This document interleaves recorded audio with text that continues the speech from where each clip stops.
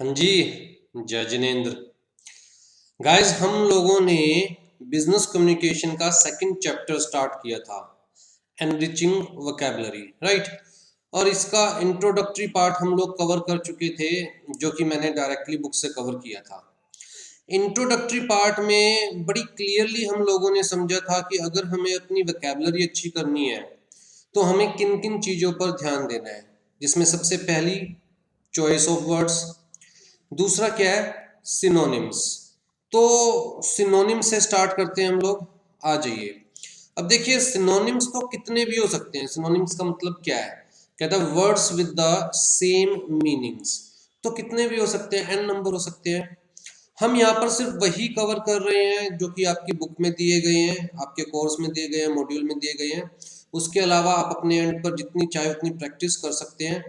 हमने यहाँ पर क्या किया है कि वर्ड्स दिए, वर्ड के सिनोनिम्स दिए, और सामने मीनिंग या सेंटेंस आप कह सकते हैं वो दे दिया, ताकि क्लियर हो जाए आपके माइंड में कि वर्ड का एग्जैक्ट मतलब क्या है, राइट। जैसे कि यहाँ पर अडॉप्ट दिया हुआ है, तो अडॉप्ट का सिनोनिम आपकी बुक में दिया हुआ है प्रोफिशिएंट या स्किल्ड। मीनिंग नहीं दिया हुआ आपकी बुक में, तो हमने यहाँ पर मीनिंग ऐड कर दिया है कि अडॉप्ट का मीनिंग क्या है, अ पर्सन हु इज स्किल्ड और प्रोफिशिएंट एट समथिंग, राइट। तो देखिए, स्किल्ड भी आ गया यहाँ पर और प्रोफिशिएंट भी आ गया। अब्स्टेन, अब्स्टेन का मतलब क्या होता है? कहता है किसी को रोकना, right. Stop one self from doing और एंजॉइंग समथिंग। तो इसका सिनोनिम जो आपकी बुक में दिया हुआ है रिफ्रेन या फिर विदहोल्ड, ठीक है जी। तो सारे मैं वर्ड्स आपको पढ़ के नहीं सुना रहा हूँ, अल्टीमेटली आपको याद करना है, आपको पढ़ना है, राइट। हमने तो आपकी ये हेल्प कर दी है कि यहाँ पर सामने मीनिंग दे दिया, ताकि आपको बार बार डिक्शनरी या बार बार गूगल ना करना पड़े, ठीक। जैसे अब्रिज है, आपने शायद सुना हो अब्रिज प्रोस्पेक्टस। अब्रिज का मतलब शॉर्ट करना किसी भी चीज को, तो shorten without losing the sense, और specifically shorten a piece of document, right. तो यहाँ पर लिखा हुआ है शॉर्टन या फिर कर्टेल, किसी भी चीज को छोटा करना, ठीक है। तो यहाँ पर जितने भी दे रखे हैं, अच्छा साथ में एक और चीज की है, जो वर्ड हमें लगता है कि यार इसकी प्रोनाउंसिएशन शायद क्लियर ना हो स्टूडेंट के माइंड में, तो वहां पर हमने प्रोनाउंसिएशन भी नीचे दे दी है। जिस तरह यहाँ पर देखिए, कोलो, राइट। अब यहाँ पर वैसे आप पढ़ेंगे तो हो सकता है कि एग्जैक्टली ये प्रोनाउंसिएशन आपको ना पता हो। का लू, राइट। आप इसे कैसे पढ़ेंगे? Callous, callus, right. जबकि एक्चुअल में कोलू, ये प्रोनाउंसिएशन है इसकी। तो हमने क्या किया, वर्ड्स के नीचे जो हमें लगता है कि पता नहीं कितना क्लियर हो कितना ना हो, जैसे कि यहाँ पर, ठीक। तो ध्यान से पढ़िएगा और प्रोनाउंसिएशन जरूर देखिएगा, क्योंकि प्रोनाउंसिएशन बहुत जरूरी है। स्पेसिफिकली अगर वाइवा वो से होता है तो उस केस के अंदर आपको क्लियर कट पता होना चाहिए कि जो आप सुन रहे हैं उसका एग्जैक्टली मीनिंग क्या है, ठीक है जी। फिर जी हमारे पास आते हैं नेक्स्ट। देखिए, आपकी बुक में सारे दे रखे थे, तो इन सब के हमने मीनिंग सामने दे दिए। आपको स्पेसिफिकली कहीं और जाने की जरूरत नहीं है समझने के लिए चीज़ों को, और याद तो देखिए आपको खुद ही करने पड़ेंगे, ठीक। फिर उसके बाद जी इन्होंने दे रखे हैं एंटोनिम्स। एंटोनिम्स का मतलब वर्ड्स विद अपोजिट मीनिंग्स। तो जैसे एबिलिटी का इनएबिलिटी हो गया, एबल का अनेबल हो गया, नॉर्मल का अबनॉर्मल हो गया, राइट। एक्यूरेट का इनएक्यूरेट हो गया, बैंकरप्ट का सॉल्वेंट हो गया, राइट। सॉल्वेंसी का बैंकरप्सी हो गया। तो इजीली आप लोग, आई थिंक ये तो याद रहेंगे, क्योंकि ये सारे वर्ड्स भी आपके जो मॉड्यूल में दे रखे हैं इजी दे रखे हैं, तो इनके मीनिंग भी हमें लिखने की जरूरत नहीं पड़ी, राइट। क्विक का स्लो हो गया, प्लीजेंट का अनप्लीजेंट हो गया, फ्रेश का स्टेल हो गया, राइट। देखिए, एक ही वर्ड के अलग अलग सेंस में अलग अलग अपोजिट वर्ड हो सकते हैं। जैसे सॉफ्ट है, अगर ड्रिंक्स की बात करें तो अपोजिट क्या हो जाएगा सॉफ्ट ड्रिंक का? Hot drink. अगर कलर की बात करें तो सॉफ्ट कलर का अपोजिट क्या हो जाएगा? Bright colour. अगर टोन की बात करें तो सॉफ्ट टोन का अपोजिट क्या हो जाएगा? कहता है जी वियर्ड टोन। अगर हम टेक्सचर की बात करें तो सॉफ्ट टेक्सचर का अपोजिट क्या हो जाएगा? Rough texture, right. लाइट की बात करें तो सॉफ्ट लाइट, ग्लेयरिंग लाइट, ज्यादा चमकने वाली लाइट, राइट। इसी तरह सिलेंडर की बात करें तो जी इसका थिक हो सकता है, फैट हो सकता है, ब्राइट हो सकता है, चांसेस के केस में ब्राइट भी हो सकता है। सिलेंडर का मतलब क्या होता है, स्मॉल या थिन, या इस वे में हम सिलेंडर को यूज करते हैं। तो वहां पर देखिए सिंपल सी बात यह है कि इसकी तो जितनी ज़्यादा प्रैक्टिस करेंगे आप उतना ही आपके लिए बेटर है, बट एटलीस्ट जो नोट्स में दे रखे हैं वो तो सारे आपको याद करने ही करने, एक बार पढ़ने ही पढ़ने हैं। फैक्ट का फ्रिक्शन हो गया है, राइट, तो बहुत आसान से दे रखे हैं सारे के सारे। फ्लेक्सिबल का रिजिड हो गया है, क्रिटिसिज्म हो गया है इसका, भाई किसी की फ्लैटरी करते हैं आप, हम कहते हैं ना ज़्यादा मक्खन मत लगा, तो फ्लैटरी का क्रिटिसिज्म हो गया है। हाँ जी। फिर नेक्स्ट है हमारे पास homophones, words with the same sound, जैसे कि access, excess, excess, excess, right. तो इसका मीनिंग क्या है ऊपर वाले का, द मीनिंग और अपॉर्चुनिटी टू अप्रोच और एंटर अ प्लेस, जबकि नीचे वाले का मतलब क्या है, कहता है जी an amount of something that is more than necessary. Excess में है जी तो मेरे पास, एसेस का मतलब यहाँ जाने की, मेरे मेरे पास यहाँ जाने की, या यहाँ की मेरे पास एसेस है, मैं यहाँ पर जा सकता हूँ। तो दोनों का मतलब अलग अलग है, लेकिन अगर प्रोनाउंसिएशन की बात करें तो लगभग सेम प्रोनाउंसिएशन है दोनों की, राइट। एडवाइस, एडवाइज, एडवाइस के अंदर का मतलब क्या है, कहता है जी तो नाउन है, उसने मुझे एडवाइस दी, मतलब गाइडेंस, रिकमेंडेशन। और एडवाइज का मतलब उसने मुझे एडवाइज किया, ये वर्ब है, राइट। तो फॉर्म डिफरेंट होगी, एक नाउन है दूसरा वर्ब है। एट, और एट वाले एट को भी एट ही बोलेंगे, राइट। बेयर, बेयर, जबकि दोनों का मीनिंग डिफरेंट है हमारे पास, ठीक है। तो आपको ये चीज़ याद रखनी है, सेल है, अब आप मोबाइल वाले सेल को भी सेल ही बोलते हैं, और किसी चीज़ को बेचने को भी सेल ही बोलते हैं। जेल में भी सेल, जो छोटा सा स्पेस होता है जहाँ पर बड़ी रिजिड कह सकते हैं आप, या स्ट्रिंजेंट कह सकते हैं, पनिशमेंट दी जाती है, तो उसको भी सेल ही बोलते हैं, और बेचने को भी सेल ही बोलते हैं, राइट। आ जी फिर हमारे पास है होमोनिम्स। यहाँ पर ना ये पी जो है ये मिसप्रिंट हो गया, पी को हटा दीजिएगा। होमोनिम्स, होमोनिम्स का मतलब same word with different meanings. ऊपर क्या था, same pronunciation with different meanings, right, same sound with different meanings. नीचे क्या है, same word with different meanings, मतलब एक ही वर्ड के एक से ज्यादा मीनिंग, जैसे कि एड्रेस, एड्रेस। अब जैसे अगर आप किसी सेमिनार में जाते हैं और कोई आपको बुलाता है तो आप क्या कहेंगे कि ही इज एड्रेसिंग मी, वो मुझे बुला रहा है, राइट। तो और घर के पते को भी क्या बोलते हैं, एड्रेस। तो सेम वर्ड है, अलग अलग मीनिंग हो सकते हैं। फिर जी बैंड, बैंड, एक बैंड जो बालों में बांधते हैं, दूसरा बैंड जो बजाते हैं, राइट। तो सेम वर्ड अलग अलग मीनिंग हो सकते हैं। बैट, बैट, एक बैट तो आपको पता ही है, चमगादड़, दूसरा भी आपको पता ही है, बल्ला, बैट। मैच, मैच, एक मैच तो मैच मेकिंग वाला मैच, दूल्हा दुल्हन का मैच हो गया, राइट।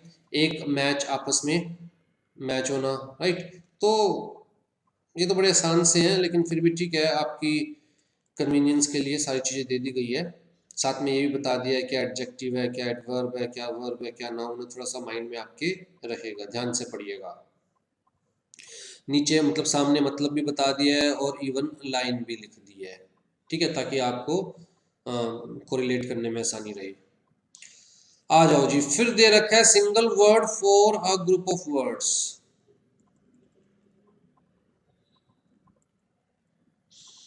ठीक है, तो ये जो वर्ड्स हैं इनको थोड़ा सा मुझे पता है याद करने में आपको मुश्किल होगी, लेकिन यहाँ पर देखिए हम लोगों ने बड़ा क्लियर कट मीनिंग्स दे दिए हैं, ठीक।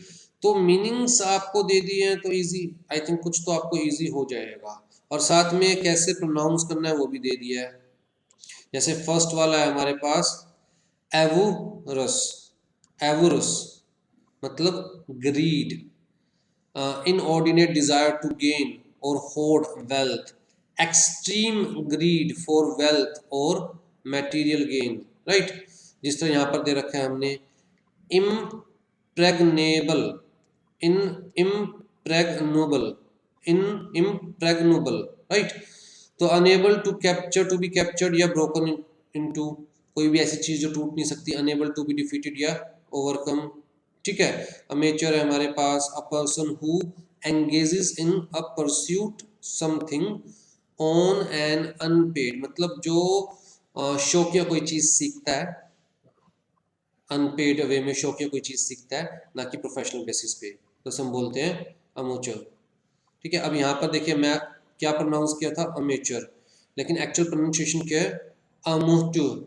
मतलब अगर ये प्रोनाउंसिएशन आपके माइंड में रहेगी तो अगर कोई ये वर्ड इस तरह से बोल रहा है तो भी आप उसे रिकॉग्नाइज कर पाएंगे, ठीक है।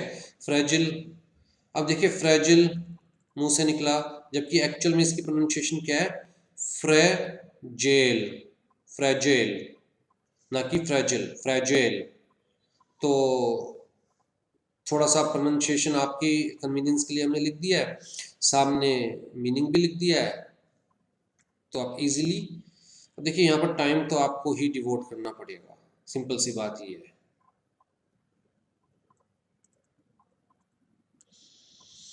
स्पेलिंग एरर्स, कहता है जी अपनी वोकैबुलरी अच्छी करने के लिए स्पेलिंग एरर्स पे आपको जरूर ध्यान देना है। तो जी स्पेलिंग एरर्स आर कॉमन कब, कहते हैं certain alphabets and letters are repeated in a word, जैसे कि टुमारो, टुमारो के अंदर 2 बार आर आता है, 2 बार ओ आता है, 3 बार ओ आता है इनफैक्ट, राइट। या जैसे कि ओकेजन, राइट, यहाँ पर 2 बार सी आता है, बिगनिंग 2 बार एन आता है, प्रोफेशन 2 बार एस आता है। तो कहता है जहाँ पर वर्ड्स रिपीट होते हैं वहाँ पर स्पेलिंग एरर होने के चांसेस ज़्यादा रहते हैं, तो ऐसे वर्ड्स के ऊपर हमें कंसंट्रेट करना चाहिए, ऐसे वर्ड्स की स्पेलिंग पर कंसंट्रेट करना चाहिए। One has to sometimes choose between E I and I E, जैसे कि रिसीव, तो रिसीव में कभी कभी क्या होता है are E C I E V ई लिख देते हैं, जबकि R E C E I V E. Believe B E L I E V E, जबकि कई बार लिख देते हैं B E L E I V E, right.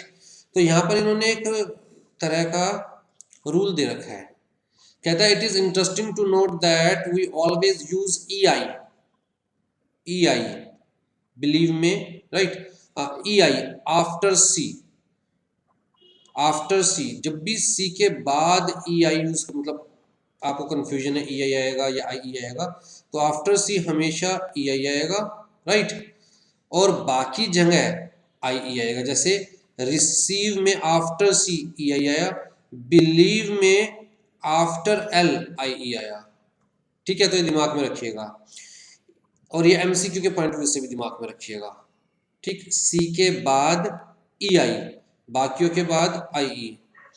E can be either drop और retained when changing the root word, जैसे कि true changes into truly, right. अब यहाँ पर T R U E L Y नहीं लिखा, T R U L Y लिखा, तो यहाँ पर स्पेलिंग मिस्टेक हो जाती है। हमारे दिमाग में क्या है, ट्रू की स्पेलिंग क्या है, टी आर यू ई, और कई बार T R U E L Y लिख जाते हैं हम, राइट, जबकि T R U L Y. तो कुछ जगह ई ड्रॉप होता है, कुछ जगह ई ड्रॉप नहीं होता, जैसे सिंसियर के केस में ई ड्रॉप नहीं हो रहा है, पूरा सिंसियर लिखने के बाद एल वाई लिखा गया है, ठीक है जी।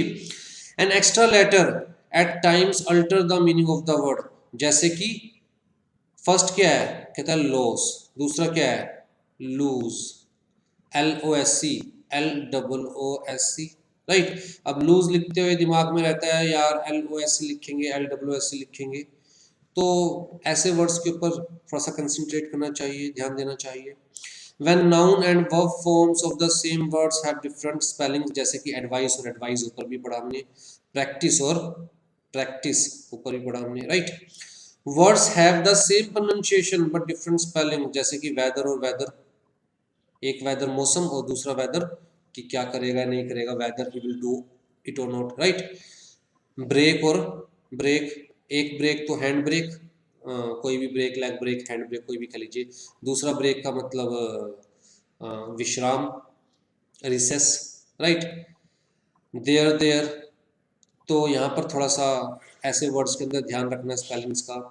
When a choice has to be made between ISC and IZD, जैसे कि मर्चेंडाइज, एंटरप्राइज, फ्रेंचाइज, और यहाँ पर IZD, साइज, साइज, प्राइज, यहाँ पर z और यहाँ पर इस, राइट। तो z, प्राइज, साइज, तो थोड़ा सा प्रोनाउंसिएशन क्लियर होगी तो स्पेलिंग भी हो जाती है ठीक। ठीक है जी। कहता है लेकिन ब्रिटिशर्स और अमेरिकन दोनों अलग अलग प्रोनाउंस करते हैं। अब ब्रिटिशर्स जनरली SC प्रेफर करते हैं वर्ड्स के पीछे, और अमेरिकन जनरली जेड प्रेफर करते हैं, right. American generally prefer zed over S, जैसे कि ब्रिटिशर्स कहते हैं क्रिटिसाइज और अमेरिकन कहते हैं क्रिटिसाइज, वाली साउंड निकालते हैं अमेरिकन। क्रिटिसाइज, रियलाइज, राइट, इस टाइप की साउंड निकालते हैं। तो they people American prefer zed over S। हाँ जी, when a word similarly spelled has two variants with different meanings, right. जैसे लाई, लाइड, लाइड, लेकिन दूसरा लाई, ले, लेड, तो वहां पर भी स्पेलिंग मिस्टेक्स हो जाती है।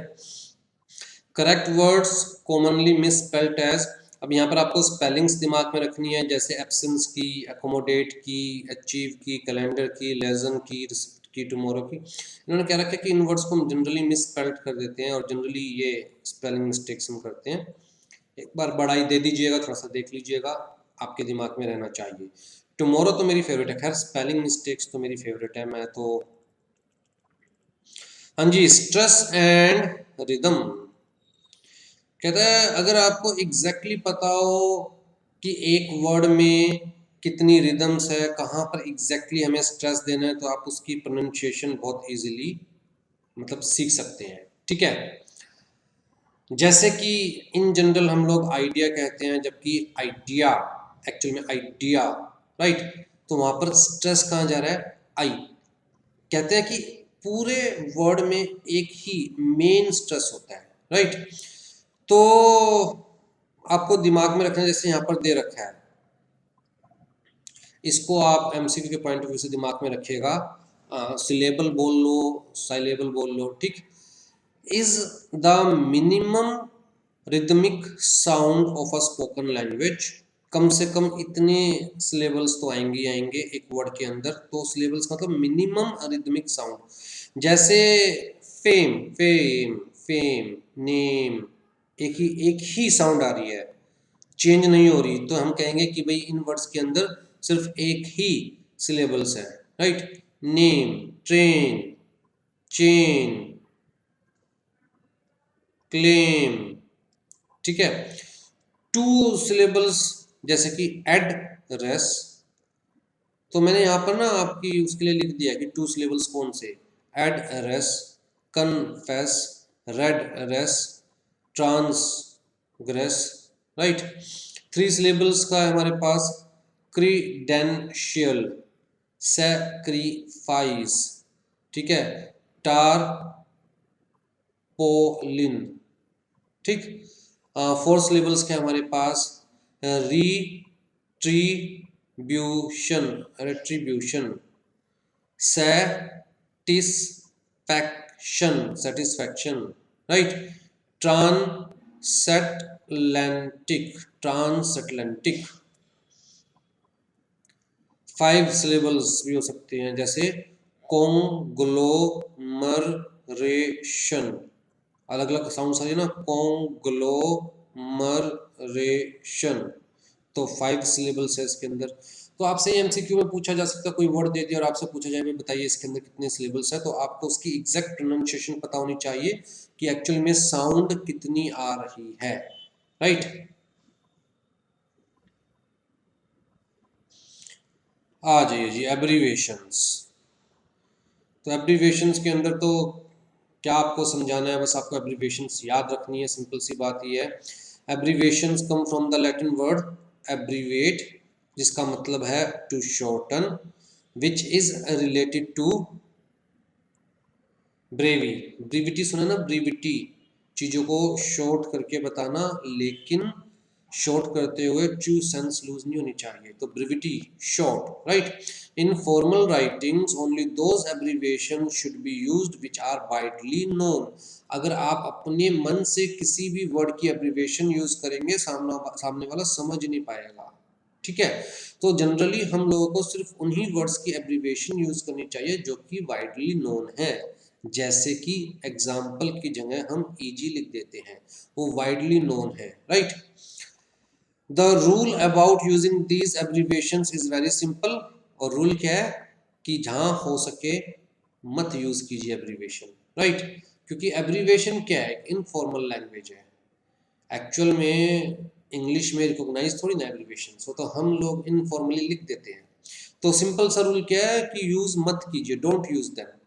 Things to remember while using abbreviation, कहता है in an abbreviation use full stops and capital letters in the conventional way. तो जी यहां पर जैसे लिखा हुआ है m डॉट a डॉट, अब क्यों लिखा हुआ है, कहते हैं कोई एक्सप्लेनेशन नहीं, डॉट बीच में क्यों लगाया, एम में सिंपल भी तो लिख सकते थे, बीच में डॉट क्यों लगाया, बाद में डॉट क्यों लगाया। कहते हैं कोई एक्सप्लेनेशन नहीं है, यही कन्वेंशनली चलता आ रहा है and you have to use it in the conventional way. जैसा चलता आ रहा है वैसा ही आपको यूज करना पड़ेगा। Do not forget to punctuate the rest of the sentence normally. तो जहां जब आप एब्रीविएशन यूज कर रहे हैं, कहता है बाकी सेंटेंस प्रॉपरली पंक्चुएट कीजिए। ऐसा नहीं है कि भैया आप पूरे सेंटेंस में 4-5 एब्रीविएशन डाल दिए और सामने वाला समझ नहीं पा रहा लिखा क्या हुआ है, ठीक है। Don't use an abbreviation if it can be easily avoided, simple सी बात है। अब यहां पर देखिए इन्होंने एक सेंटेंस दे रखा है, several British universities were founded in the Victorian era. E.G. Example. E.G. Example. The University of Manchester was established in 1851. ठीक है, कहता है ये रॉन्ग है। रॉन्ग क्यों है, कहता है क्योंकि प्रॉपर पंक्चुएशन नहीं है इसके अंदर। कैसे नहीं है प्रॉपर पंक्चुएशन, इन्होंने कहा एरा के पीछे हमें प्रॉपर पंक्चुएशन यूज करनी चाहिए थी, ये देखिए, ठीक है। तो यहाँ पर प्रॉपर पंक्चुएशन नहीं है, इसलिए ये सेंटेंस रॉन्ग है। और आपसे एमसीक्यूज में ये पूछे जा सकते हैं कि बताइए जी गलती कहाँ पर है। तो वहाँ पर आपको देखना है कि अगर कोई एब्रीविएशन दे रखी है तो एब्रीविएशन के साथ प्रॉपर सेंटेंस को प्रॉपर पंक्चुएट किया गया नहीं किया गया, प्रॉपर पंक्चुएशन यूज की गई है या नहीं की गई है। तो हो सकता है आपको देखने में लगे कि भैया सेंटेंस प्रॉपर है, लेकिन कोई छोटी सी पंक्चुएशन मिसिंग होने की वजह से आप गलती ना निकाल पाओ, राइट। तो पंक्चुएशन को बड़ा ध्यान से देखना है जहां पर स्पेसिफिकली एब्रीविएशन यूज की गई है सेंटेंस में। हाँ जी, फ्यू एब्रीविएशंस तो ये आपको बहुत सारी तो पता ही होगी, जैसे एमए की आपको पता है, पीएम की आपको पता होगी, BBC British broadcasting corporation, MS manuscript, ठीक है, यूनिसेफ है या फिकी है, मिस्टर की तो आपको पता ही होगी, ठीक, डॉक्टर की होगी, किलोग्राम की होगी, पाउंड की होगी, मीटर की होगी, एम्पियर की होगी, फीट की होगी, यार्ड की होगी, और माइल्स पर आवर होगी हमारे पास। तो आप ये एब्रीविएशन आपके सामने दी हुई है, ध्यान से देखिएगा। प्लूरल भी दे रखा है कि अगर आप एमपी का प्लूरल लिखना चाहेंगे तो एमपी स्मॉल एस, ठीक है। मिस्टर का प्लूरल लिखना चाहेंगे तो मैसर्स। अगर आप पी पेज के लिए पी, ठीक है, पेज की एब्रीविएशन पी, लेकिन अगर आप पेजेस लिखना चाहेंगे तो पीपी, ठीक है। बहुत जगह आपने देखा होगा करते भी हैं यूज। अब जैसे एग्जाम्पल है तो एग्जाम्पल की एब्रीविएशन ऐसे भी लिख सकते हैं ई डॉट जी डॉट या फिर ई बड़ा और जी, ठीक। तो ध्यान से पढ़िए, चीजों को समझ में आ जाएगा। अच्छा, एब्रीविएशन के साथ साथ देखिए इनका वो भी दे रखा है meaning, use to date years by recording the date of Christ birth, right. तो आपको बकायदा ये सारी चीज ध्यान से देखनी है।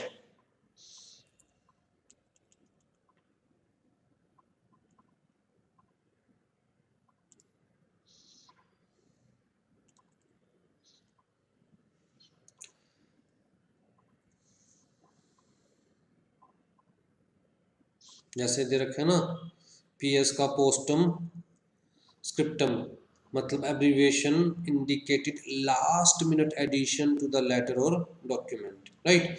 तो आपका लेटर पूरा खत्म हो गया, आप एक तरह से उसे फिनिश कर चुके हैं और बिल्कुल लास्ट मिनट में कुछ लिख रहे हैं तो आप PS साथ में लिख दीजिए, इंडिकेट कर दीजिए उस लाइन के आगे, ताकि पढ़ने वाले को पता चल जाए कि भैया ये तो बिल्कुल लास्ट मिनट ऐड किया गया है लेटर में या डॉक्यूमेंट में, ठीक है।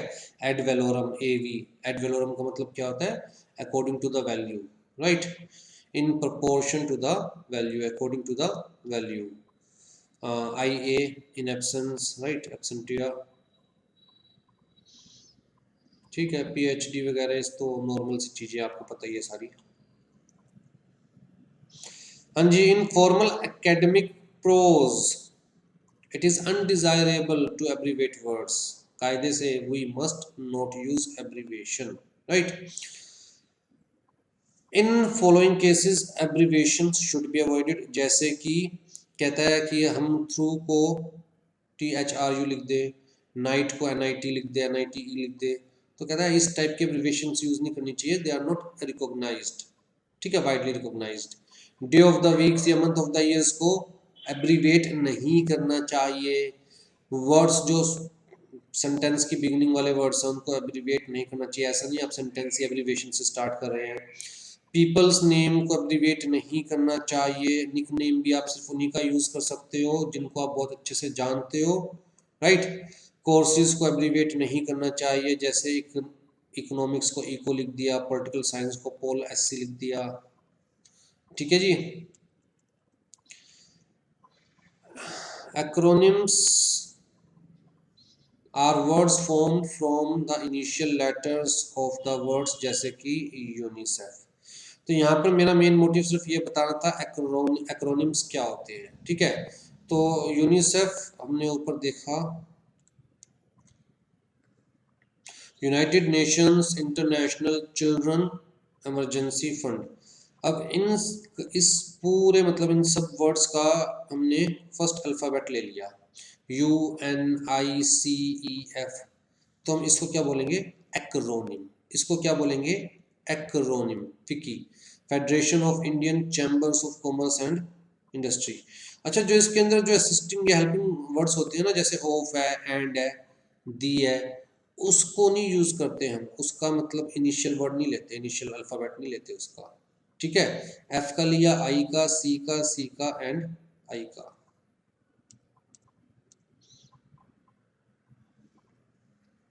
Acronyms do not take on full stops in between and are frequently pronounced as word. आ जाइए जी, अब आपके इस चैप्टर में बड़ी इंटरेस्टिंग चीज दे रखी है, फॉरेन वर्ड्स। क्यों पढ़ा रहे हैं आपको फॉरेन वर्ड्स, क्योंकि आगे जाकर आपको लॉ पढ़ना है और लॉ में ये फॉरेन वर्ड्स यूज किए जाते हैं, जैसे कि एब इनिशियो। एब इनिशियो आप इतनी बार पढ़ेंगे, इतनी बार पढ़ेंगे कि आपको ये फॉरेन वर्ड लगना ही बंद हो जाएगा, आपको लगेगा ही नहीं ये लैटिन वर्ड है, आपको लगेगा ये तो इंग्लिश का ही वर्ड है, ठीक है। एब इनिशियो, जैसे एड वेलोरम, जब आप टेक्स्ट पढ़ेंगे तो एड वेलोरम वर्ड जो है, एड हॉक वर्ड जो है, वो इतनी बार पढ़ेंगे आप कि आपको लगेगा ही नहीं कि लैटिन वर्ड, आपको लगेगा भैया ये तो इंग्लिश का वर्ड है, राइट। तो जितने भी फॉरेन वर्ड्स दे रखे हैं बुक में, कोशिश कीजिए कि आप याद कर सकें। अगर आप नहीं याद कर पा रहे हैं तो कुछ इंपॉर्टेंट फॉरेन वर्ड्स मैं आपको यहाँ बता रहा हूँ जो आपको जरूर याद होना चाहिए, जैसे कि एब इनिशियो, कॉन्ट्रैक्ट एक्ट में बहुत बार यूज होगा, फ्रॉम द बिगनिंग। अच्छा, मैंने ना क्या किया है कि पहले सारे लैटिन वर्ड्स दे दिए, फिर सारे ग्रीक वर्ड्स दे दिए, फिर सारे फ्रेंच वर्ड्स दे दिए, तो अब ये सारे क्या चल रहे हैं, लैटिन, एल जो लिखा हुआ ना, लैटिन वर्ड्स चल रहे हैं, राइट। तो एब इनिशियो को टिक कर लीजिए, बहुत इंपॉर्टेंट है। एब ओरिजिन को इंक्लूड कर टिक कर लीजिए, फ्रॉम द ओरिजिन। अच्छा, एड वलोरम मतलब based on the value of the goods according to the value, right. जैसे मैंने यहाँ पर एग्जांपल भी दे रखा है, 15% एड वलोरम का मतलब 15% on the value of the goods. Ad hoc तो आपने सुना भी होगा, मतलब अ बॉडी इलेक्टेड और appointed for a particular work, ad hoc committee होगी जैसे, ठीक है। अल्टर ईगो आप कंपनी लॉ में पढ़ेंगे, एग्जीक्यूटिव में। अल्टर ईगो का मतलब द अदर सेल्फ या alternative personality, intimate friend, right. जैसे he is my alter ego, कि वो मेरा इतना इंटीमेट फ्रेंड है कि हम लोग हर जगह साथ जाते हैं, चड्डी बड्डी फ्रेंड, अल्टर ईगो, राइट। उसके अलावा फिर जी आप बोनाफाइड वर्ड को टिक कीजिए, बोनाफाइड मतलब कहता है कि सिंसियर है, जेन्युइन है, बोनाफाइडली मैंने ये काम किया। तो बोनाफाइड वर्ड जो लॉ के अंदर बहुत कॉमनली यूज किया जाता है। ठीक, बोनाफाइड का मतलब कि I am genuine, not corrupted, I am true, I am good, I have done this bona fidely means मैंने with true intention. Bona fide intention का मतलब कि सच्ची भावना के साथ मैंने काम किया, मेरे मन में कोई खोट नहीं है, कपट नहीं है, राइट। डिफैक्टो मीन्स एक्चुअल और इनफैक्ट, ठीक है। De jure means from the law. De novo, de novo के अंदर कहता है जी, डिनोवो रजिस्ट्रेशन आपने सुना होगा ना आईसीएसआई का, कि अगर आपका रजिस्ट्रेशन एक्सपायर हो जाए तो आप डिनोवो रजिस्ट्रेशन करवा सकते हो, दोबारा से रजिस्ट्रेशन अगेन। उसके अलावा जी एटसेट्रा तो आपने सुना ही है, etcetera, right, and the rest. Ex officio बहुत इंपॉर्टेंट है, टिक कर लीजिए, by the virtue of his office या स्टेटस या position, right. X post facto मतलब पहले के डेट से applicable, x post facto with retrospective action, पिछले टाइम से, रेट्रोस्पेक्टिव मतलब पिछले टाइम से ये चीज एप्लीकेबल है जी, ठीक है जी। इप्सो फैक्टो, ये बड़ा पढ़ेंगे आप लॉ में। इप्सो फैक्टो का मतलब बाय द वेरी फैक्ट और एक्ट। मेलाफाइड गंदी भावना, wrong intention, bad faith, mala fide, ठीक है। मोडस ऑपरेंडी तो आपने पढ़ा ही होगा बहुत बार। म्यूटेटिस म्यूटेंडिस, ये बड़ा आप पढ़ेंगे कि भाई जो प्रोविजंस है they are applicable, mutatis mutandis मतलब जो ऊपर वाले जो आपने प्रोविजंस पढ़े हैं नीचे भी एप्लीकेबल है विद द नेसेसरी चेंजेस, ठीक। म्यूटेटिस म्यूटेंडिस का मतलब कहता है जी ठीक है, जो ऊपर है वही नीचे भी एप्लीकेबल है but with the necessary changes. Rules will come into force mutatis mutandis, as it is rules applicable होंगे with the necessary changes. Pari passu बहुत बार पढ़ेंगे, पारीपासु, पारीपासु का मतलब सेम लेवल कह सकते हैं, इक्विलेंट, इक्विलेंट, पारीपासु, ठीक है जी। पोस्टमार्टम आपने पढ़ी रखा है। Prima facie, prima facie at the very first view, prima facie ये केस में मिस्टर एक्स को दोषी पाया गया, मतलब जब ये केस पहली बार देखा गया तो लगा कि मिस्टर एक्स दोषी है। तो प्राइमा फेसी का मतलब कहता है कि at the first view. Proforma, proforma तो आपको पता ही है, किसी भी डॉक्यूमेंट का प्रॉपर स्टैंडर्ड कह लीजिए या पैटर्न कह लीजिए। प्रोरेटा, प्रोरेटा मतलब अकॉर्डिंग टू रेट और प्रोपोर्शन। प्रोरेटा का मतलब क्या हो गया, जैसे मान के चलो मैं आपको कहता हूँ पूरे साल की आपको मुझे 12,000 फीस देनी है, और अगर आप एक साल में कम टाइम पढ़ते हो तो प्रोरेटा बेसिस पे फीस दे सकते हो, प्रोपोर्शनेट बेसिस पे फीस दे सकते हो। तो आपने 6 महीने पढ़ा है तो ठीक है भाई, आपने हाफ टाइम पढ़ा तो हाफ फीस दे दो, प्रोपोर्शनेट बेसिस पर, प्रोरेटा, ठीक। क्वैद प्रो क्यो, ये भी आप पढ़ेंगे जी, जो आपका इकोनॉमिक कमर्शियल लॉज आएगा आपका, तो उसके अंदर पढ़ेंगे क्वैद प्रो क्यो, अ फेवर और advantage given in return of something. तो क्वैद प्रो क्यो का मतलब कि भैया कुछ भी फ्री में नहीं है, इन रिटर्न कुछ ना कुछ आपको मिलेगा, ठीक है। सिनेडाई, कंपनी लॉ में बड़ा पढ़ोगे, मीटिंग जो है वो सिनेडाई बंद हो गई। सिनेडाई का मतलब विदाउट डिक्लेयरिंग कि भैया हाँ मीटिंग बंद हो रही है, या फिर ये मीटिंग जो अभी फिलहाल बंद हो रही है वो नेक्स्ट कब स्टार्ट होगी, तो without a day being appointed, sine die, ठीक है। Status quo the existing condition. Sub judice बहुत इंपॉर्टेंट वर्ड है, इसको टिक कीजिए। Under the judicial consideration, sub judice under the judicial consideration. उसके बाद सुई जनरिस, सुई जनरिस का मतलब एक पर्टिकुलर क्लास, सुई जनरिस एक स्पेसिफिक क्लास को हम बोलते हैं sui generis, in a class by itself, right. Ultra vires, company लोग का favourite word, ultra vires, beyond the powers, beyond the authority. Vice versa आपने बहुत पढ़ा होगा, ठीक है।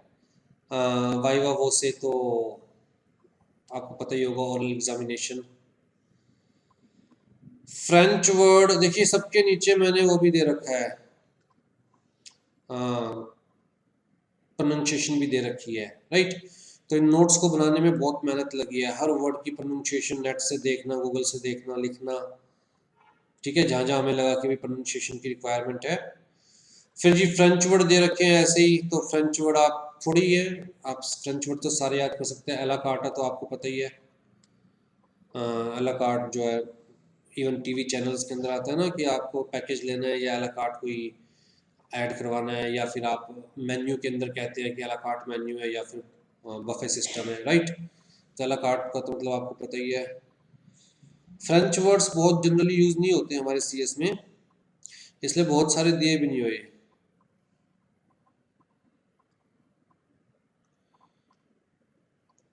ठीक है, लैटिन वर्ड ज़्यादा यूज़ करते हैं सीएस के अंदर। बाकी आप देख लीजिएगा, पढ़ लीजिएगा। ग्रीक वर्ड्स तो सिर्फ 3 ही दे रखे हैं, तो तीनों देख लीजिएगा। आ जाओ जी, नेक्स्ट है हमारे पास प्रोवर्ब्स, कहावतें।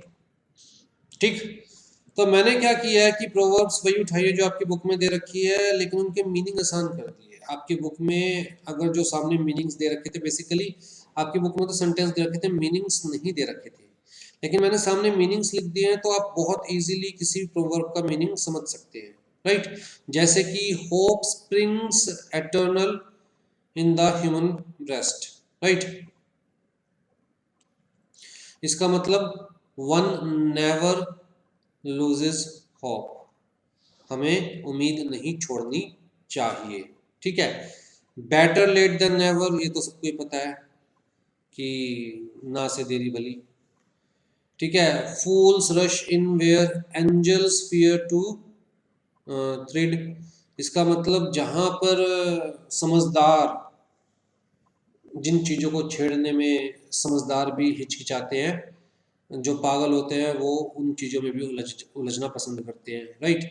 जैसे कि अगर कोई पर्टिकुलर मैटर है जहाँ पर एक समझदार आदमी कहेगा नहीं यार इस मैटर को ना ही छेड़ो तो ज़्यादा बेटर है, ऐसे ही पड़ा रहने दो, और एक बेवकूफ़ आदमी उस मैटर को छेड़ने में बिल्कुल संकोच नहीं करेगा, राइट। तो वही चीज़ मैंने यहाँ पर एग्जैक्टली मीनिंग लिख दिया है, ठीक है। अब जी बहुत सारे प्रोवर्ब्स दे रखे हैं,